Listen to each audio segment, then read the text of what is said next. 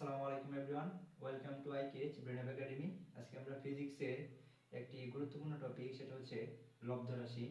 অর্থাৎ এই লব্ধরাশি থেকে বিভিন্ন বোর্ড এক্সামে কোন টাইপের কোশ্চেন আসতে পারে সেই টপিকটা নিয়ে আজকে তোমাদের সাথে আলোচনা করব, যেটা মূলত অনুধাবনমূলক কোশ্চেন। এই অনুধাবনমূলক কোশ্চেন থেকে বিভিন্ন বোর্ড এক্সামে বিভিন্ন টাইপের কোশ্চেন এসে থাকে। যে কোনো একটা রাশি দেওয়া থাকে, দেন তোমাকে বলে যে এই রাশিটা লব্ধ রাশি কিনা তুমি ব্যাখ্যা করো। দেখো, লব্ধ রাশি আমাকে ব্যাখ্যা করতে বললে আমাকে প্রথমে মৌলিক রাশি সম্পর্কে ধারণা থাকতে হবে। তো চলো আজকে আমরা আমাদের টপিক লব্ধ রাশি কিভাবে একটা রাশি কিভাবে লব্ধ রাশি হয় সেটা আমরা কিভাবে বের করব সেই টপিকটা নিয়ে আজকে তোমাদের সাথে আলোচনা করব। তো ফার্স্ট অফ অল আমাকে লব্ধ রাশি কি আর মৌলিক রাশি কি এটা সম্পর্কে জানতে হবে। তো দেখো, মৌলিক রাশি হচ্ছে সেই রাশি তুমি যে রাশিকে বিশ্লেষণ করলে ওই রাশি ছাড়া অন্য কোনো রাশি পাবো না, সেটা হচ্ছে মৌলিক রাশি। আচ্ছা, মৌলিক রাশি একটা হচ্ছে মৌলিক রাশি, আর হচ্ছে লব্ধ রাশি। আচ্ছা, এখন এই মৌলিক রাশি আর লব্ধ রাশি এই দুইটার কনসেপ্ট আমাকে ক্লিয়ার রাখতে হবে। দেখো, মৌলিক রাশি মানে হচ্ছে ওই রাশি যে রাশিকে বিশ্লেষণ করলে তুমি ওই রাশি ছাড়া অন্য কোনো রাশি পাবা না, তাকে বলা হবে মৌলিক রাশি। আর লব্ধ রাশি মানে হচ্ছে এই লব্ধ রাশিকে তুমি যদি বিশ্লেষণ করো, এটাকে বিশ্লেষণ করলে আমি এর মধ্যে বিভিন্ন ধরনের মৌলিক রাশি পাবো। অর্থাৎ যে রাশিকে বিশ্লেষণ করলে সেই রাশি ছাড়া অন্য কোনো রাশি পাওয়া যায়, তাকে বলা হয় লব্ধ রাশি।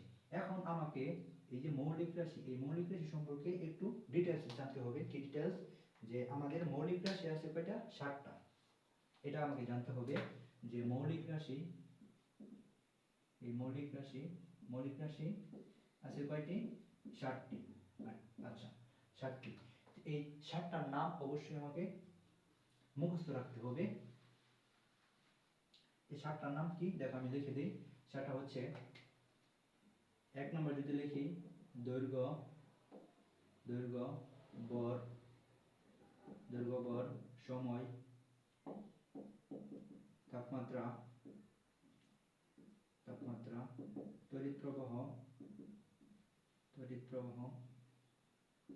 পদার্থের পরিমাণ,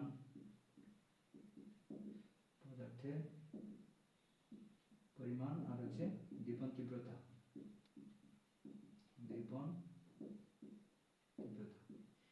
এই হলো এই 7টা আমাদের মৌলিক রাশি। এই 7টা মৌলিক রাশির মধ্যে দৈর্ঘ্য, বর, সময়, এই 3টা মৌলিক রাশি দিয়ে আজকে আমাদের যে টপিক লব্ধ রাশি, এটা আমরা বিশ্লেষণ করব। তো দেখো, আমাদের এক্সামে কোন টাইপের কোশ্চেন আসতে পারে সেটা আমি বলতেছি। যে তোমাকে এভাবে দেওয়া থাকবে একটা ক্ষমতা, একটা রাশি। এই ক্ষমতা রাশি কি মৌলিক রাশি না লব্ধ রাশি, তুমি বিশ্লেষণ করো। অর্থাৎ তোমাকে বলবে ক্ষমতা রাশিটি লব্ধ রাশি, অথবা এরকমও বলতে পারে যে ক্ষমতা লব্ধ রাশি না মৌলিক রাশি, তুমি বিশ্লেষণ করো। তো দেখো, এইখানে মৌলিক রাশি আসে 7টা। এই 7টার মধ্যে ক্ষমতা পড়ে? ক্ষমতা পড়ে না, সুতরাং ক্ষমতা মৌলিক রাশি না, ক্ষমতা অবশ্যই কি লব্ধ রাশি। এখন ক্ষমতা লব্ধ রাশি কিভাবে হলো, এটার মধ্যে কোন কোন মৌলিক রাশি বিদ্যমান সেটি আমরা বের করব। আচ্ছা, এছাড়াও এই ক্ষমতা ছাড়া বলতে পারে কাজ একটি লব্ধ রাশি বিশ্লেষণ করো, চাপ একটি লব্ধ রাশি বিশ্লেষণ করো, ঘনত্ব একটি লব্ধ রাশি বিশ্লেষণ করো, ত্বরণ একটি লব্ধ রাশি ব্যাখ্যা করো, বল একটি লব্ধ রাশি ব্যাখ্যা করো। মানে এই 7টা ছাড়া বাকি যা আছে তা থেকে তোমার কোশ্চেন করতে পারে, ওগুলা একটি লব্ধ রাশি তুমি ব্যাখ্যা করো, এরকম টাইপের কোশ্চেন আসতে পারে। শুরুতে আমরা ত্বরণটা নিয়ে আলোচনা করি। দেখো, ত্বরণ একটা লব্ধ রাশি।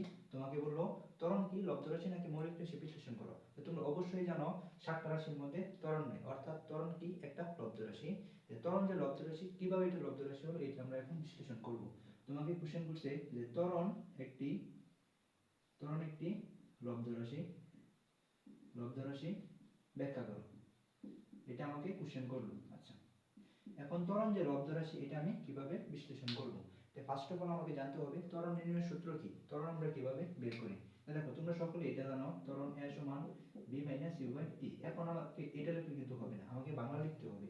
আমাকে বাংলা কি লিখতে হবে? দেখো, ত্বরণ ইকুয়াল, এখানে B - U, এখানে বেগ আছে কয়টা? 2টা। অর্থাৎ আমি লিখতে পারি ত্বরণ ইকুয়াল, বেগ 2টা আছে মানে কি শেষ বেগ থেকে আদি বেগ এখানে বিয়োগ করছি, এটা হচ্ছে বেগের পরিবর্তন।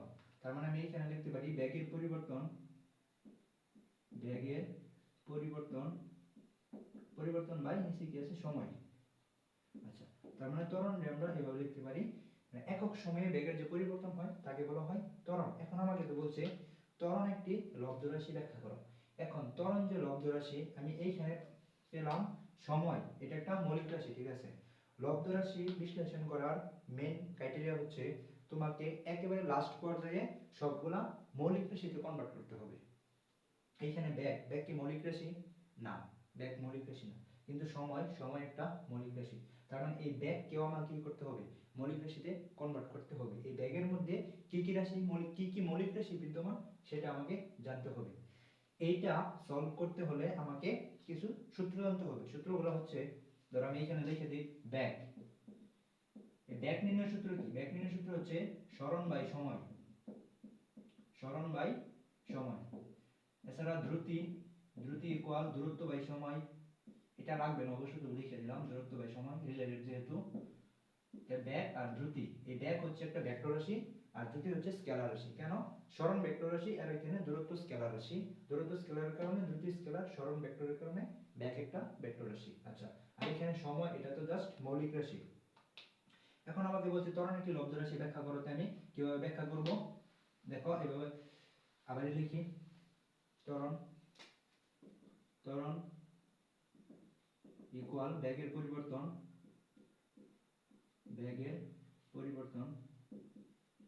পরিবর্তন বাই হচ্ছে সময়। তাহলে এখানে আসছে ব্যাগ। ব্যাগ মানে আমি কি লিখছিলাম এখানে? ব্যাগ ইকুয়াল সরণ বাই সময়। তাই আমি এটা ব্যাগের পরিবর্তে এখানে লিখতে পারি সরণ বাই সময়, নিচে আছে সময়। আচ্ছা, এটাকে কি আমি এভাবে লিখতে পারি না? সরণ বাই সময়, এই যে এটা ভাগ চিহ্ন দিলে আমি গুণ দিলাম, দেন এটা নিচে মনে একটা এক আছে, এই এক চলে যাবে উপরে, নিচে চলে আসবে সময়। তার মানে এটা আমি এভাবে লিখতে পারি সরণ, আর এখানে লিখতে পারি সময়, যেহেতু এখানে দুইটা তার মানে সময় স্কয়ার। আচ্ছা, এখন বলো তো এইটাকে আমি কি আর বিশ্লেষণ করতে পারি? আর পারি। কেন পারি না? দেখো সময় একটা মৌলিক রাশি, এই সরণ কি মৌলিক রাশি? সরণ মৌলিক রাশি না, কিন্তু সরণ এর একক কি? সরণের একক হচ্ছে মিটার। আচ্ছা, মৌলিক রাশির মধ্যে কোন রাশির একক মিটার সেটা আমাকে জানতে হবে। মৌলিক রাশির মধ্যে এই দৈর্ঘ্যের একক হচ্ছে কি? মিটার। অর্থাৎ এখানে আমরা এই সরণের পরিবর্তে লিখতে পারি দৈর্ঘ্য। এখানে লিখতে পারি সময়, এটা রুটের স্কয়ার। এইটা যদি তুমি লিখে দিয়ে আসো, এটা হচ্ছে ত্বরণ একটি লব্ধ রাশি, সেটার ব্যাখ্যা। কেন ব্যাখ্যা? এই দৈর্ঘ্য হচ্ছে তোমার মৌলিক রাশি আর সময় হচ্ছে কি মৌলিক রাশি। তার মানে এই দৈর্ঘ্য আর সময়ের এই দুইটা মৌলিক রাশি সমন্বয়ে আমি কি পাইছি? ত্বরণ পাইছি। সুতরাং এই ত্বরণ একটা কি রাশি? লব্ধ রাশি। কেন? কারণ এক বা একাধিক মৌলিক রাশির সমন্বয়ে একটা রাশি তৈরি হয়েছিল, সেটার নাম ছিল ত্বরণ, আর এটাকে এজন্য বলা হয় লব্ধ রাশি। তুমি যদি বলে ত্বরণ একটি লব্ধ রাশি ব্যাখ্যা করো, তুমি এই প্রসেসে ব্যাখ্যা করবা। সেম ভাবে যদি বলে অভিকর্ষ ত্বরণ একটি লব্ধ রাশি, জাস্ট খালি এইখানে অভিকর্ষ ত্বরণটা আসবে আর বাকি সব সেম, একই কথা। আচ্ছা, এটা তো গেল আমাদের ত্বরণের লব্ধ রাশির হিসাব, বা কিভাবে ব্যাখ্যা করতে হয় তা আমরা করতে পারলাম। এখন যেটা সবচেয়ে কমন কোশ্চেন, যেটা বিভিন্ন এসএসসি এক্সামে এই বছর যারা বা 2026 এর পরীক্ষার্থী যারা আছো, তাদের ভৌত রাশি ও পরিমাপ একটা অধ্যায় আছে ফিজিক্সে, অর্থাৎ প্রথম অধ্যায়। এই প্রথম অধ্যায় থেকে যদি কোনো অনুধাবনমূলক কোশ্চেন আসে, আর এই বছর কিন্তু শর্ট কোশ্চেন অর্থাৎ সংক্ষিপ্ত কোশ্চেন আসে, ওই সংক্ষিপ্ত কোশ্চেনের মধ্যে তোমার এরকম কোশ্চেন দিতে পারে যে কাজ একটি লব্ধ রাশি ব্যাখ্যা করো, বল একটি লব্ধ রাশি ব্যাখ্যা করো, চাপ একটি লব্ধ রাশি ব্যাখ্যা করো, ক্ষমতা একটি লব্ধ রাশি ব্যাখ্যা করো, এরকম টাইপের কোশ্চেন আসতে পারে। এখন যেটা খুবই গুরুত্বপূর্ণ সেটা হচ্ছে আমাদের ক্ষমতা। সেটা হচ্ছে কি? সেটা হচ্ছে ক্ষমতা। এই ক্ষমতা একটি লব্ধ রাশি, সেটা তোমাকে ব্যাখ্যা করতে বলবে। দেখো, ক্ষমতা একটি লব্ধ রাশি, এটা ব্যাখ্যা করতে গেলে আমাকে আরেকটা রাশি সম্পর্কে জানতে হবে, সেটা হচ্ছে কাজ। কারণ কেন জানতে হবে? ক্ষমতা, দেখো ক্ষমতা P ইকুয়াল W/T। ক্ষমতা একক সময়ে যে কাজের যে পরিবর্তন তাকে বলা হয় ক্ষমতা। আচ্ছা, এইখানে কাজ, তার মানে কাজও একটা কি রাশি? লব্ধ রাশি। এই কাজ কিভাবে লিখতে হয়? কাজ W সমান Fs, উপর বল প্রয়োগ করলে বস্তুটা যদি বলের দিকে সরণ ঘটে তখন ওই বল আর সরণের উপাংশের গুণফলকে কি বলা হয়? কাজ বলা হয়। দেখো কাজের মধ্যে কি আছে? বল আছে, আবার এখানে সরণ আছে। এখন দেখো এইখানে বল কথাটা আসছে, এখন বল সম্পর্কে আমাকে জানতে হবে। এখানে বল F সমান হচ্ছে m m, এটা আমাকে জানতে হবে। এখন m m মানে তো বল, এই বলটা একটা মৌলিক রাশি, এটা নিয়ে আমার কোনো সমস্যা নাই। এখন m হচ্ছে ত্বরণ, এটা একটা কি লব্ধ রাশি, এটা নিয়ে আমার সমস্যা আছে। এখন আমাকে m নির্ণয়ের সূত্র জানতে হবে del v বাই t। এই del v লেখা যে কথা, b মাইনাস u লেখা কি একই কথা। এটাও বেগের পরিবর্তন, এটাও কি বেগের পরিবর্তন। তাই দেখো আমাকে বলছে ক্ষমতা একটি লব্ধ রাশি ব্যাখ্যা করো। এটা ব্যাখ্যা করতে গেলে আমাকে আর কি কি সম্পর্কে জানতে হবে? কাজ সম্পর্কে জানতে হবে, বল সম্পর্কে জানতে হবে, ত্বরণ সম্পর্কে জানতে হবে। এই তিনটা রাশি সম্পর্কে যখন আমার টোটাল নলেজ থাকবে তখন আমি ক্ষমতা একটি লব্ধ রাশি এটা ইজিলি ভাবে সলভ করতে পারবো, আমি দেখাতে পারবো যে ক্ষমতা একটি লব্ধ রাশি। এখন আমি এগুলোর সাহায্যে এই ক্ষমতা একটি লব্ধ রাশি এটা ব্যাখ্যা করব। দেখো এটা কিভাবে ব্যাখ্যা করা যায়। সবগুলা এই সূত্রগুলো এখানে লিখে রাখি। P সমান W/T, W সমান Fs, F সমান ma, a সমান P/U/T, এগুলো আমার লাগবে। আচ্ছা এখন আমি লিখি, এখানে ক্ষমতা লিখি। ক্ষমতা, দেখো ক্ষমতা, ক্ষমতা ইকুয়াল, দেখো ক্ষমতা P W/T, W মানে কি কাজ, আমাকে সব বাংলাতে লিখতে হবে কাজ, T মানে কি সময়। আচ্ছা সময়। এখন দেখো এই কাজ, কাজ মানে কি Fs, F মানে কি বল, S মানে কি সরণ, তার মানে এটা লিখতে পারি বল ইনটু সরণ, নিচে হচ্ছে সময়। আচ্ছা সময়। পরে দেখো এখানে বল, বল মানে কি F, ma, m মানে কি, m মানে হচ্ছে বল, m মানে বল, m means ত্বরণ, ত্বরণ, সাথে আছে সরণ, নিচে আছে সময়। আচ্ছা এখন দেখো তো বর বরের মতো রইল, বর ইনটু এই ত্বরণ মানে কি বেগের পরিবর্তন বাই সময়, তার মানে আমি লিখতে পারি বেগ, বেগ বাই সময়, সাথে আছে সরণ, নিচে আছে সময়, সময়। আচ্ছা এখন দেখো এই ব্যাগ ও ব্যাগ সম্পর্কে তোমার জানতে হবে। এখন ব্যাগ, ব্যাগ তো আর মৌলিক রাশি না, ব্যাগ হচ্ছে একটা লব্ধ রাশি, তার মানে এখানে ব্যাগ দিতে হইব, ব্যাগ।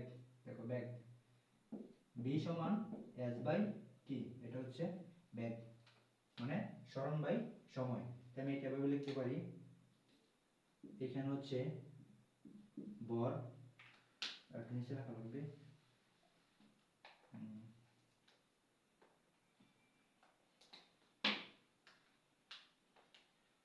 আচ্ছা এই সময়টা এখানে ভাগ অবস্থায় আছে, এটা যদি আমি এই ভাগটা তুলে দিই, এটা নিচে এসে কি হবে, এটার সাথে গুণ হয়ে যাবে। তো দেখো এটা কিভাবে হয়, দেখো আমি এখানে বুঝাই দিই। এটা হচ্ছে বর, বর ইনটু ব্যাগ মানে হচ্ছে সরণ বাই সময়। দেখো সরণ, সরণ বাই হচ্ছে কি সময়, এটা কিন্তু ব্যাগ, পর নিচে কিন্তু কি আছে আবারই সময় আছে, সময়, পরে এটার সাথে সরণ গুণ অবস্থায় আছে, নিচে আছে সময়। এটা কি বুঝতে পারছো? দেখো এইখানে, এইখানে বর বরের মতো রয়েছে, গুণ গুণের মতো রয়েছে, এই ব্যাগ, এই ব্যাগ, এই ব্যাগ মানে হচ্ছে সরণ বাই সময়, এই ভাগ, এই যে এই ভাগ, নিচে আছে সময়, নিচে সময়, এই যে এই গুণ, এই গুণ কার সাথে, এই ভাগের সাথে, এই ভাগটা কিন্তু এটা, এটার সাথে সরণ গুণ অবস্থায় আছে, নিচে আছে সময়। আচ্ছা এখানে মনে হয় দেখা যাবে না, আমি কোন পাশে লিখি, এখানে লিখি, দেখো মুছে দিই। এটা আমি আর কিভাবে লিখতে পারি, দেখো এই ভাগটা যদি আমি গুণ দিই কি হবে, দেখো বর বরের মতো রাখলাম, বর, বর, বর ইনটু, দেখো রাখলাম সময়, সরণ বা হচ্ছে সময়, এই যে এইটা, এই ভাগ চিহ্ন তুলে আমি দিলাম গুণ, এই সময়ের নিচে একটা ওয়ান আছে, ওয়ানটা চলে যাবে কি উপরে, এর এসে পড়বে কি সময়, সাথে গুণ অবস্থায় কি আছে সরণ, ভাগ আছে সময়। আচ্ছা এখন দেখো তো এইখানে কি হলো, বর ইনটু সরণের সাথে এক গুণ করলে কি হবে সরণ সরণ এই সময় সময় মিলে কি হবে সময় স্কয়ার সাথে আছে সরণ নিচে আছে সময়। আচ্ছা তাহলে দেখো এখানে হচ্ছে বল ইনটু এই সরণ আর সরণ গুণ করলে কি হবে সরণ স্কয়ার নিচে আছে সময় স্কয়ার এখানে আছে কি সময়। দেখো এই বরের সাথে এগুলো আমি রেখে দিলাম, ধরো এই ভাগের মধ্যে দিলাম এখানে, এই যে বর ইনটু সরণ স্কয়ার, এই যে এটা হচ্ছে সময়, নিচে আছে এখানেও সময়। এখন তুমি কি করবা, এখন এটা লিখবা, এই বাক্যটা জাস্ট গুণ দিয়ে দিবা। দেখো বর ইনটু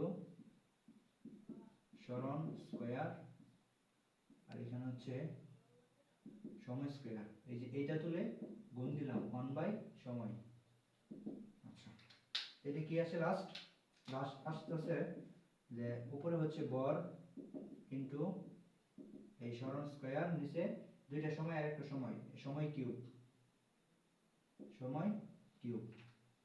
এখন দেখো এই সরণের পরিবর্তে আমরা কি লিখতে পারি, সরণের পরিবর্তে আমরা সরণের একক হচ্ছে মিটার, দৈর্ঘ্যের একক কি মিটার। সরণ যেহেতু কি মৌলিক রাশি না, দৈর্ঘ্য একটা মৌলিক রাশি, সুতরাং সরণের পরিবর্তে আমরা এটাকে কনভার্ট করে দৈর্ঘ্য লিখতে পারি। অর্থাৎ লাস্ট তোমার এরকম হবে, লাস্ট ধরে যে এরকম হবে, কোথায় লিখি এখানে লিখি যে বর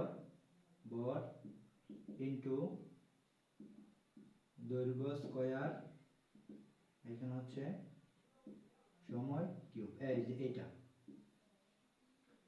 এখন দেখো তো বর একটা মৌলিক রাশি, দৈর্ঘ্য একটা মৌলিক রাশি, সময় হচ্ছে একটা মৌলিক রাশি, সুতরাং এই উক্ত প্রসেসের সাহায্যে ক্ষমতা একটি লব্ধ রাশি, তা আমরা এইভাবে বের করতে পারলাম। দেখো ক্ষমতা রাশিটা বের করতে গেলে তোমাকে ফার্স্ট কাজ সম্পর্কে জানতে হবে, কাজ W সমান Fs, এখানে বল ইনটু সরণ, তারপর তোমাকে বল সম্পর্কে জানতে হবে, বল হচ্ছে বল ইনটু ত্বরণ, F সমান ma, মানে বল ইনটু ত্বরণ। এখন ত্বরণ সম্পর্কে জানতে হবে, ত্বরণ হচ্ছে বেগের পরিবর্তন বাই সময়, এখানে বেগ একটা মৌলিক রাশি না, সুতরাং বেগ সম্পর্কে আমাকে জানতে হবে, বেগ হচ্ছে সরণ বাই সময়।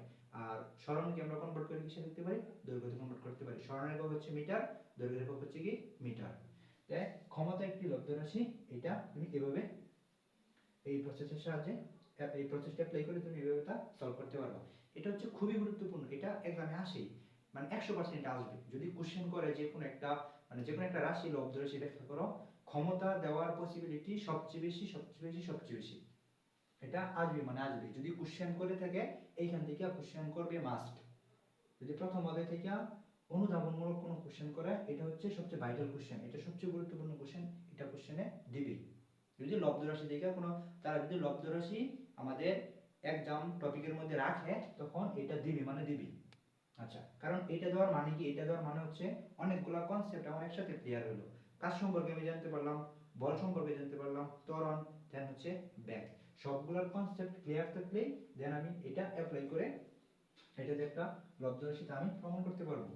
এছাড়াও তোমাকে কোশ্চেন আসতে পারে, কাজ তো বললামই, চাপ আসতে পারে, চাপ P সমান F/A, এটাও আসতে পারে, এটা খুবই গুরুত্বপূর্ণ।